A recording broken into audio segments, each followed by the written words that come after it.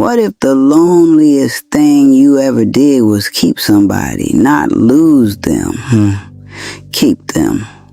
What if the ache in your chest is not proof you need a man, but proof the carnival finally packed up and left you standing in the field where it taught you to confuse noise with being alive? Because some women have been loved like a midway ride, bright lights, fast circles, a man laughing while the floor moves beneath you, then the ticket tears, the music dies, and somehow you are the one expected to sweep up. You call that emptiness. I call it the first honest morning in a long damn time. Your phone is not an IV bag. That little glow at 1:17 a.m. is not oxygen. It is not medicine, because a person who keeps you anxious finally remembers your number. You are not missing romance every time your hand reaches for a screen. Sometimes you are missing the ceasefire. Sometimes you are missing the 5 minutes when somebody's desire made your old pain sit down and shut up. But temporary relief is a crooked little doctor. It will hand you a pill while the house is still burning behind your ribs. And here is the ugly truth. Some of you did not fall in love with him. You fell in love with the moment he stopped you from hearing yourself. That is why the silence feels so loud now. It is not punishing you. It is introducing you to the woman whose voice kept getting drowned out by your habit of calling chaos a connection. The room is not empty. It is recovering from all the strangers who mistook your softness for a public doorway. Let it recover.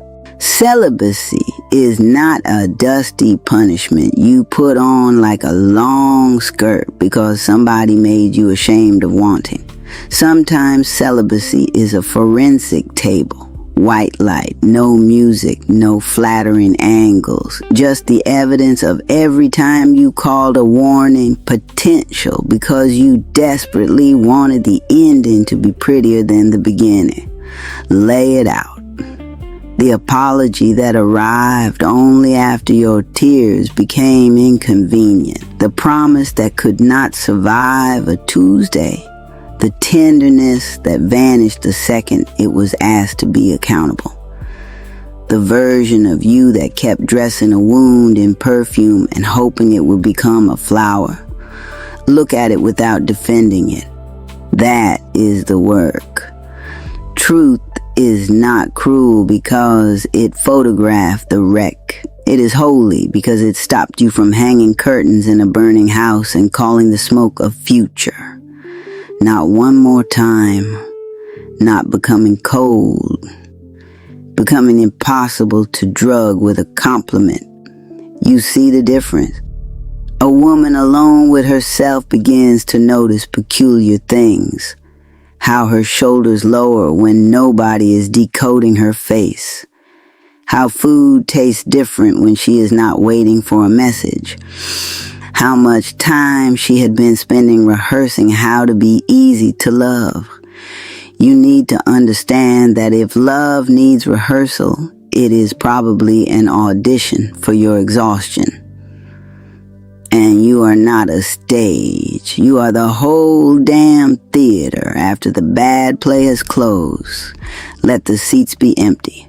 Let the velvet curtains gather dust. Let the actor who forgot his lines find another audience. You have spent enough of your life clapping for performances that never once protected you. Do not turn every quiet weekend into an emergency. You do not need to resurrect an old mistake because Saturday has a pulse. You do not need to invite a familiar disappointment over just because the bed feels too wide and your thoughts have started taking up space. Good, let them take up space. Your thoughts have been waiting in the hallway with their coats on while you kept ushering somebody else's crisis into the best chair in your mind. Give your own life the chair. Ask yourself what it needs, not what would make you desirable, not what would make a man regret you, what would make you recognizable to yourself again. And listen carefully. Solitude is not the same as isolation. Do not confuse healing with becoming unreachable. Call your people. Sit with the friend whose love does not turn into a ledger. Tell the truth to the counselor, advocate, or support service that can help you name what happened without making you relive it for entertainment. There is no medal for carrying a collapsed bridge alone. There is no wisdom in bleeding quietly just because you got good at hiding the floor.